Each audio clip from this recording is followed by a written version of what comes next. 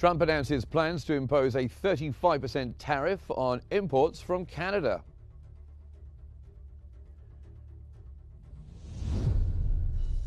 The UK economy shrinks for a second straight month in May.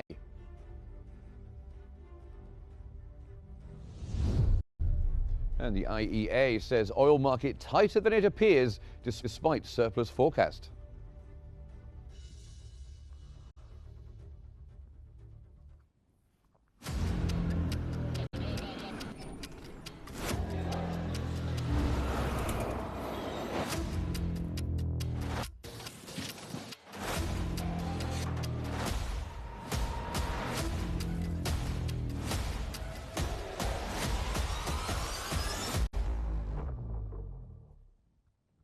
Good evening and welcome to the Qnews Economic Bulletin. I'm Mark Summers. We start off in the United States, where the Labour Department has reported that new jobless claims unexpectedly dropped to a 7-week low of 227,000 for the week ending July 5th. The data revealed that initial claims dropped for a fourth straight week, falling by 5,000. This suggests employers are retaining staff despite a cooling labour market, lessening the urgency for the Federal Reserve to cut interest rates. Economists note that while layoffs are low, so is hiring, making it harder for the unemployed to find jobs, a trend exacerbated by President Trump's unsettled tariff policies.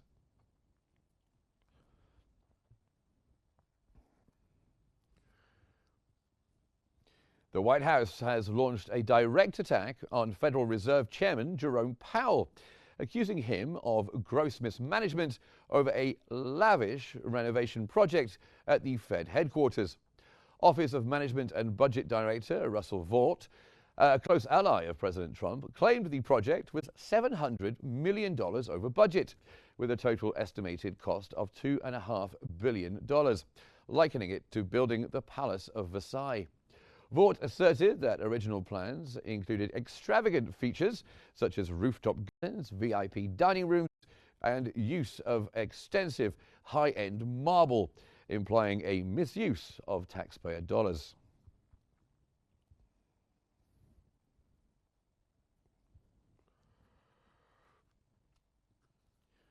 President Trump, meanwhile, has said that he was not planning to fire the Federal Reserve Chairman Jerome Powell, despite intensifying criticism from the White House. Trump indicated that he believed Powell was doing a terrible job and that interest rates should be 3 points lower, asserting that Powell was costing the country a lot of money and preventing the U.S. from being number one.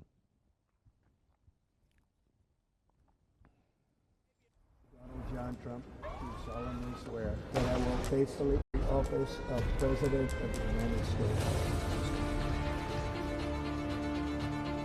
Capitol open the emergency and reciprocity.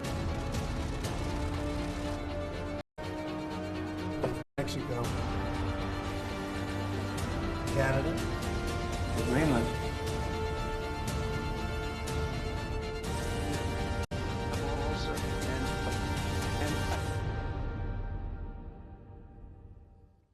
So to tariffs, and President Trump has said that the United States would impose a 35% tariff on imports from Canada effective August 1st and plan to impose blanket tariffs of 15 or 20% on most other trade partners. The decision, conveyed in a letter to Canadian Prime Minister Mark Carney, also warns of further increases if Canada retaliates. In an interview, Trump confirmed plans to impose 15 or 20% blanket tariffs on most other trade partners, signaling a broadening trade war. President Trump dismissed concerns that these additional tariffs could fuel inflation, emphasizing that the focus is on reindustrializing America and setting tariffs.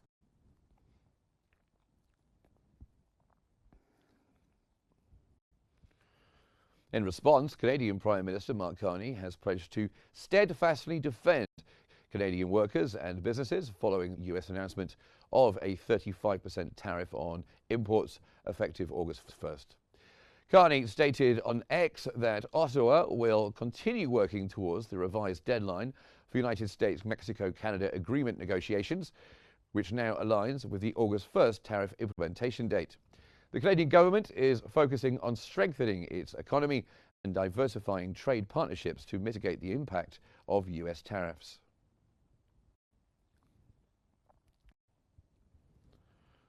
The European Union is awaiting a letter from President Trump outlining planned duties on the bloc, as Trump significantly escalates his global trade war. The move follows recent tariffs announced on allies, including Canada at 35% and Brazil at 50%. Trump confirmed in an interview that the EU letter would be sent Friday and that he plans to impose blanket tariffs of 15 or 20% on remaining trade partners starting August 1st. The European Union continues to navigate difficult trade talks with the United States while facing internal pressures over how to respond to the looming tariffs.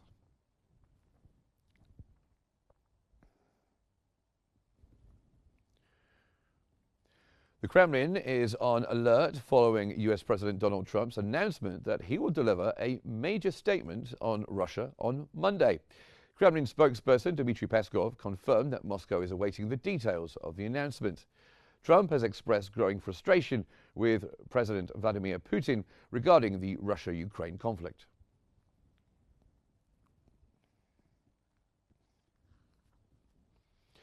Brazilian Vice President Geraldo Alckmin has confirmed that the country's economic reciprocity law is prepared for immediate implementation following President Trump's announcement of a 50% tariff on Brazilian goods. The law, which authorizes countermeasures against foreign trade barriers, is set to be enacted via decree shortly.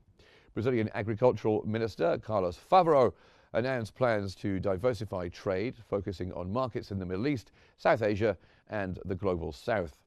President Luiz Inácio Lula da Silva has vowed like-for-like retaliation if negotiations fail and the tariffs do take effect.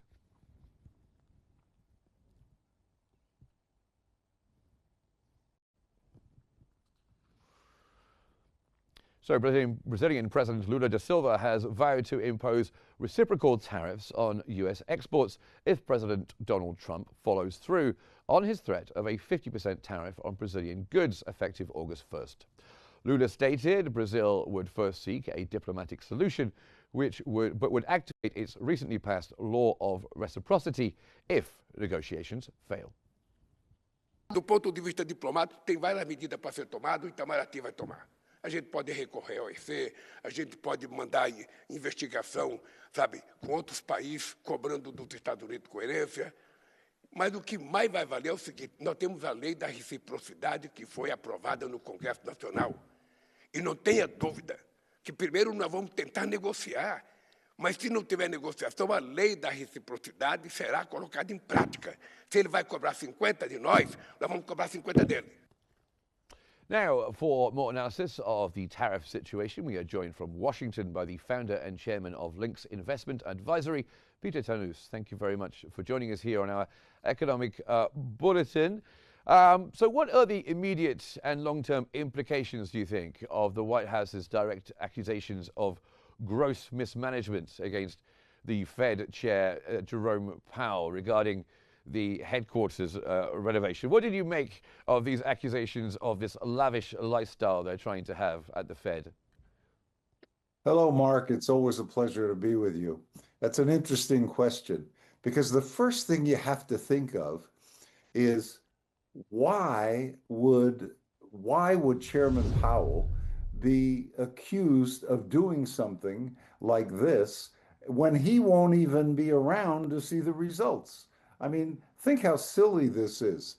Powell is gone mid of next year. His term expires, and of course, President Trump can't wait for him to be gone. So now they're accusing him of all these lavish spending that he won't have any of the benefit of. So it's kind of peculiar, don't you think? Yes, it is interesting, isn't it? And you're right about the end of his term. He really can't wait for that. But these public criticisms from the White House, how might they impact the Federal Reserve? And of course, he has said now that he's not planning to fire the chairman. He can't fire the chairman. Is that right? That's absolutely right. He cannot fire the chairman. he pretty much, Trump is a realist. He knows he can't, that's a battle he can't win, so he's not going to fight it. He's going to fight it differently, and it is unsettling. What he's going to do very soon is nominate his candidate to replace Powell next year. This gives that candidate sort of a seat in the grandstand, second guessing every move the Fed makes, which is not helpful. But you know something, Mark? It is always important to remember, and we don't pay enough attention to this, that the Federal Reserve, the FOMC, the Federal Open Markets Committee, is who decides on interest rates. Powell is the chairman, but there are 12 voting members of that committee. So whoever replaces Powell is not going to be able to decide everything on his own. And I assume he's going to have to deal with 12 other members and persuade them to go which way he wants. And that's not going to be that easy. These are pretty smart people. And will they be staying in place? How are they put onto this committee? They also have limited terms, and it will vary for each one of them, but they'll be around. They'll be around for years. The way it works is that there are 7 permanent members, and then the others rotate among the presidents of the Federal Reserve Regional Bank, like Atlanta and Detroit, et cetera. Okay. And with Trump having these very, very strong views on interest rates, the person that he nominates, even though he won't be able to fire them, even if he does appoint them, they are likely to be quite in his corner and will do his bidding, would you say, and put a lot of pressure on that committee.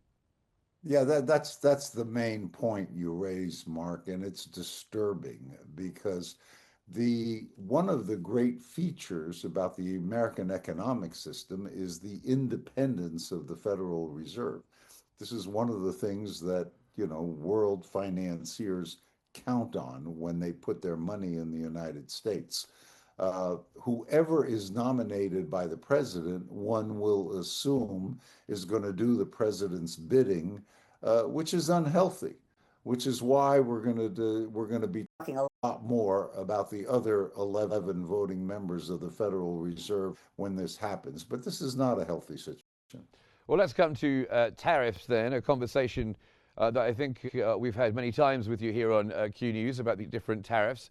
What is the economic rationale, would you say, beyond the reindustrializing America idea that underpin President Trump's decision to put this 35% tariff on Canadian imports, and also, of course, 50% on Brazil, perhaps for different reasons, some political, some economic, and of course these blanket tariffs now, 50% on most other trading partners. Right, Mark, there's several layers here. First of all, the reindustrialization of America is probably low on the list because everybody is going to come to realize that there are some manufacturing elements that do not belong in the United States that are much better done by other countries, particularly countries in Asia. But in terms of the tariff, here are the 2 main points. Number one, Trump is using these as a bargaining position, and let's be honest, he's been very good at this. The last argument he had with Canada was over the internet tax that they were going to impose on Google and eBay and a bunch of other companies. And they decided against that, didn't they? Was it 3% it was going to be? Yeah, but it's 3%. It was a big number. It was billions of dollars. But the problem is that Canada backed off immediately and said that they weren't going to do it. Trump has a very good record of winning these tariff and trade arguments because he knows where he has the advantage.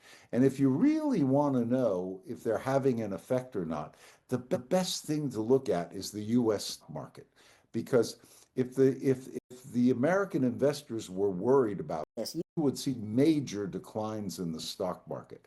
As we are speaking now, the stock market is down very slightly, less than 1%.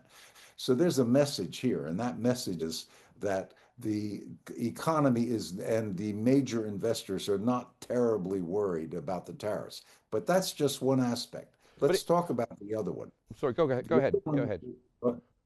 The other aspect of the tariffs, which is equally important, is that we need them to raise revenue. We have a terrible deficit situation in this country, and you saw all the brouhaha that caused when there was all the fights over the big beautiful tax bill that Trump won.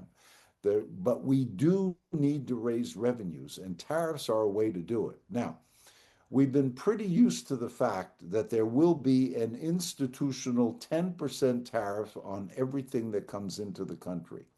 It is pretty much expected that that can be absorbed without too much inflation, and it will raise a lot of revenue. Some of the estimates are $250 to $270 billion a year, which will certainly help towards clipping down our deficit.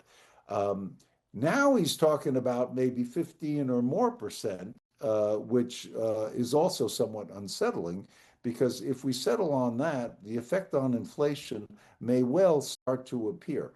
We'll just have to wait and see. But this is precisely what the Fed keeps telling us. The Fed keeps saying we're not going to reduce interest rates until we see the effect that these tariffs have on inflation, because we're not going to reduce rates now as much as the president wants it, and then 6 months from now having to raise them again, because that would be very disturbing and also create havoc among markets. So the Fed is doing the right thing. They're going to wait and see what effect it has. If in fact inflation stays where it is now and is pretty moderate, you can expect that we are going to see rate reductions later this year.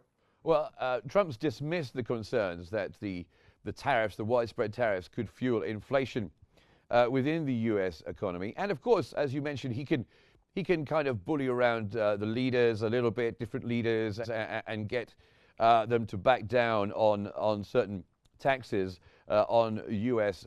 exports. But he can't bully the bond markets, can he? And that's what put him into a bad situation last time. And do you think why the markets have hardly moved with the announcement of these new tariffs is the taco accusation, the fact that Trump always chickens out? Do you think they're banking on the fact that if the biggest tariffs won't actually come to pass? Yeah, honestly, I don't think the phrase that he chickens out is fair. I think it is fair to say that he wins most of the tariff negotiations. And that is why the market is not declining rapidly, because the market is assuming that he's going to win. 35% tariffs? No, they're not going to stay. Why? Because there's going to be some resolution and some agreements that Trump and probably most people will consider are favorable to the United States in these tariff negotiations. So the tariff situation will probably work out. If it doesn't, you'll start seeing the market react very badly. On interest rates, here again, the president is right. There is no inflation now. But the two famous words that the Federal Reserve Chairman always uses when discussing rates is data dependent, meaning we make decisions based on the economic data in front of us. And so they are waiting to see if it'll take time for these tariffs to work their way to the economy and result in inflation, if they're going to result in inflation. But it's going to take some time to see. We will start looking at that very closely in the next few months, as will the Fed, and then it will make its decision whether to keep rates here or to reduce them. And do you think with these tariffs of 35% on Canada, we would expect to see some kind of retaliation in the short term? Yeah, except that you heard what Trump said about retaliation. Oh, by the way, if you retaliate, we're going to double the tariffs on. And it will end up like the situation with China earlier in the year. Exactly. But the fact is that we all think that they're going to work this out. Uh, when we talk about trade with Canada, 90% of Canada's exports go to the United States. So who do you think has the advantage here? Trump does, and he knows it. They will come. They'll get Scott Bessent, who is probably, the Treasury Secretary, who's one of the smartest people in the cabinet and somebody that Trump listens to.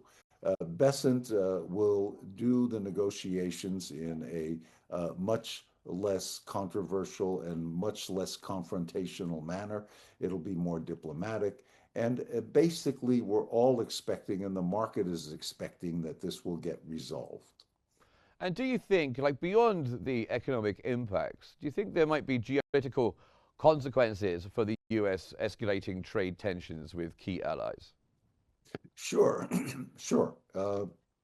Particularly if they don't get resolved to everybody's favor. Remember, the best negotiation is one where both sides win something. And this is what we are hoping for, and will probably result with Europe, will probably result with China. But we don't really know yet for sure. So your point is well taken, and we're just going to have to wait and see how it works out. If I had to bet on this, I would say that the tariff discussions are going to work out, and it will result in favorable trade decisions for both sides. Well, Peter, thank you very much. Always a pleasure and good to get your insights. That was the founder and chairman of Link's Investment Advisory, Peter Qnews. Thank you very much for joining us here on Q News. Now, let's get the latest developments from the rest of the world.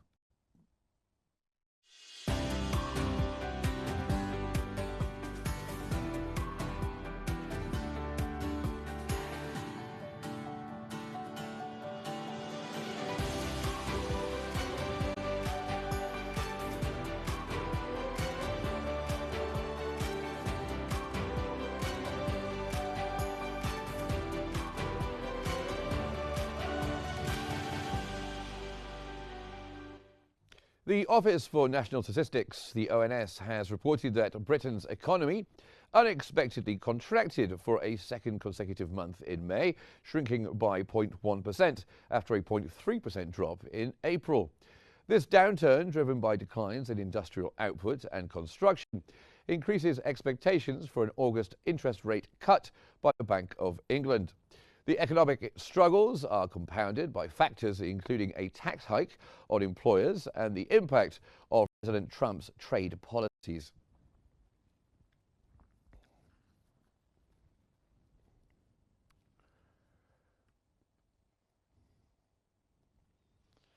UK Finance Minister Chancellor Rachel Reeves has described the economy's unexpected 0.1% contraction in May as disappointing, following a previous decline in April. Reeves stated that while the figures were disappointing, she was determined to kickstart economic growth. She emphasized that getting more money in people's pockets was her #1 mission. This comes despite the UK's strong 0.7% growth in Q1 2025, which had outpaced other G7 nations.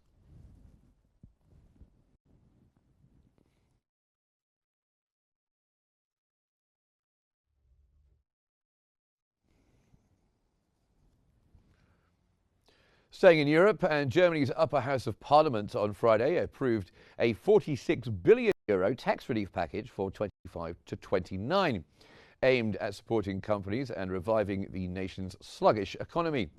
The measures include favourable depreciation options for businesses and 1 percentage point cut to the corporate tax rate annually from 2028, reaching 10% by 2032. Finance Minister Lars Klingbeil stated the package will create strong investment incentives and secure jobs, making Germany more competitive. The Cologne Institute for Economic Research estimates the measures could boost economic output by €29 billion by 2029 and create up to 39,000 new jobs.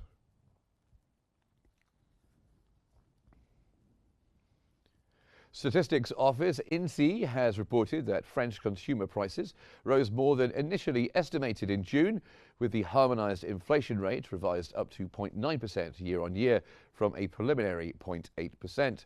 This uptick, driven by accelerating service costs and a moderating decline in energy prices, aligns France with the broader Eurozone trend, where inflation reached the European Central Bank's 2% target in June. Despite the rise, France maintains one of the lowest inflation rates in the bloc. The European Central Bank cut interest rates in June, and persistent service price pressures across the Eurozone are raising concerns about entrenched inflation.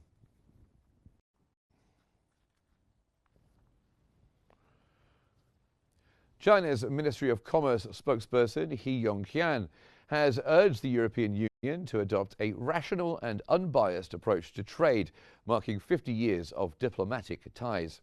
China accused the EU of protectionism and unfair investigations, calling for less criticism and more openness. Beijing highlighted its own market liberalization and countered EU claims of overcapacity in its new energy sector, suggesting it reflects EU anxiety. China expressed willingness to deepen cooperation and promote World Trade Organization reform.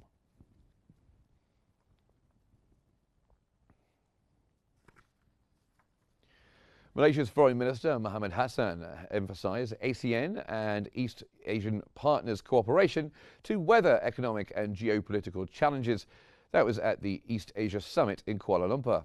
The summit, hosted by Malaysia, saw the attendance of US diplomat Marco Rubio, whose trip is overshadowed by President Trump's recently announced steep tariffs, effective August 1st, on 8 ASEAN members, including Malaysia and allies like Japan and South Korea. ASEAN foreign ministers expressed concern over unilateral actions relating to tariffs, calling them counterproductive.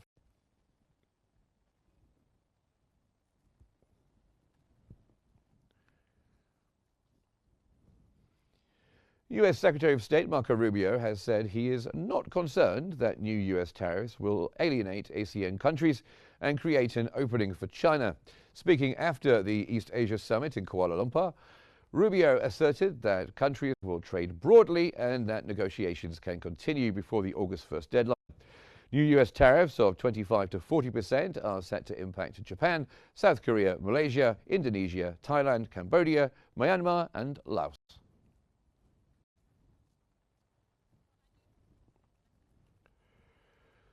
Back to North America now, and Statistics Canada has revealed that the country's unemployment rate unexpectedly fell to 6.9% in June, as the economy added 83,100 jobs, marking the first net increase since January. The job growth was primarily in part-time work, with wholesale and retail trade, manufacturing and healthcare sectors seeing gains. This stronger than expected jobs report reduces the likelihood of a Bank of Canada interest rate cut on July 30th. The data comes as new U.S. tariffs on Canadian imports are set to take place on August the 1st.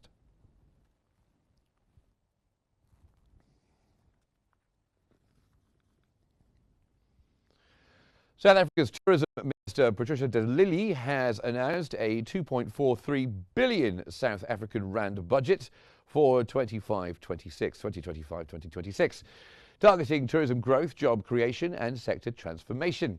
The budget includes significant allocations for South African tourism and destination development, building on a strong 24-25 performance with 9.1 million international visitors and 92.8 billion South African rand in foreign direct spend. A new 5-pillar growth plan aims to further boost the sector by 2030.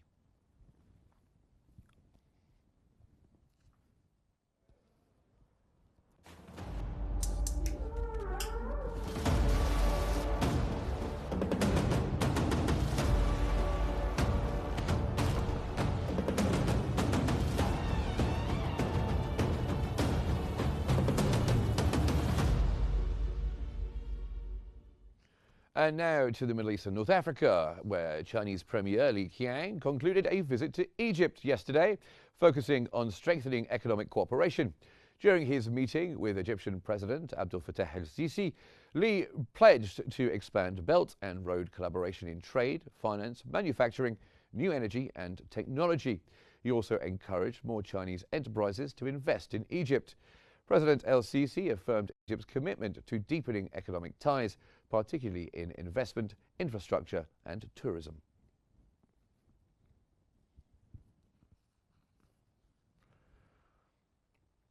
Egypt's central bank has kept its key interest rates unchanged, holding the overnight deposit rate at 24% and the lending rate at 25%. This decision, in line with analyst forecasts, pauses a recent trend of rate reductions despite headline inflation easing to 14.9% in June and 16.8% in May. The Central Bank of Egypt noted a sustained recovery in economic activity, with 2025's second quarter growth projected near 4.8%. The bank had previously cut rates by a total of 325 basis points in April and May to support economic recovery.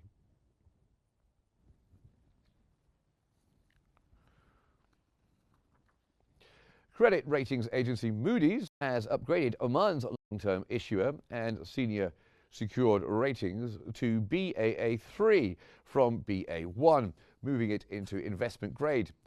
The upgrade reflects expected continued improvement in Oman's debt ratios and resilience to lower oil prices. However, Moody's revised the outlook to stable from positive, citing the country's ongoing heavy reliance on the hydrocarbon sector and its vulnerability to global oil demand and price declines.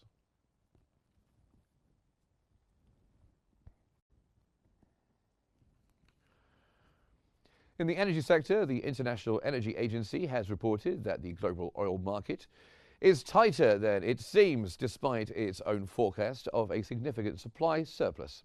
While the agency expects global supply to rise by 2.1 million barrels per day this year against a demand increase of only 700,000 barrels per day, rising refinery activity for summer travel and power generation is tightening the market. The agency noted that recent accelerated supply hikes from OPEC Plus have not substantially impacted prices, which remain near $69 a barrel. It also suggested that US tariffs might be contributing to slower demand in affected countries.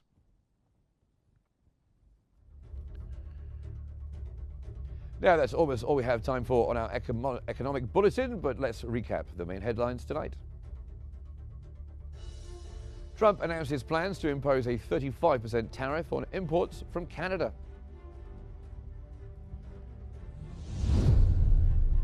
As well, the UK economy shrinks for a second straight month in May.